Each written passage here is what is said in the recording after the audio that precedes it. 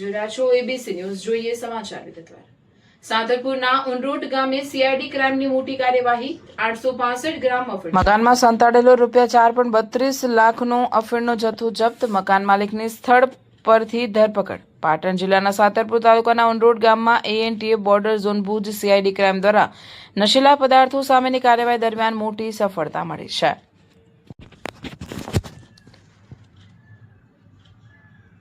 ટીમે એક મકાનમાં સંતાડવામાં આવેલો 865 ગ્રામ ગેરકાયદે અફીણનો જથ્થો ઝડપી પાડ્યો હતો.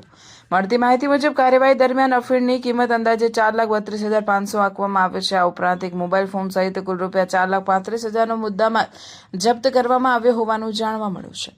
આ કાર્યવાહી દરમિયાન મકાન માલિક રામાભાઈ ભાણજીભાઈ જોશીની સ્થળ પરથી ધરપકડ કરવામાં આવી હતી. સમગ્ર મામલે વારાહી પોલીસ મથકે એનડીપીએસ એક્ટ હેઠળ ગુનો નોંધવામાં આવ્યો છે, જ્યારે કેસની વધુ તપાસ માટે તપાસ રાધનપુર પોલીસ સ્ટેશનને સોંપવામાં આવી હોવાનું પોલીસ સૂત્રોમાંથી જાણવા મળે છે.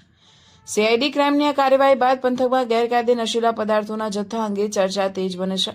તપાસ દરમિયાન અફીણનો જથ્થો ક્યાંથી લાવવામાં આવ્યો હતો અને તેને કોને પહોંચાડવાનો હતો તે સહિતની બાબતો અંગે વધુ વિગતો બહાર આવે તેવી શક્યતા છે. રિપોર્ટર વિપુલભાઈ ચૌધરી, રાધનપુર.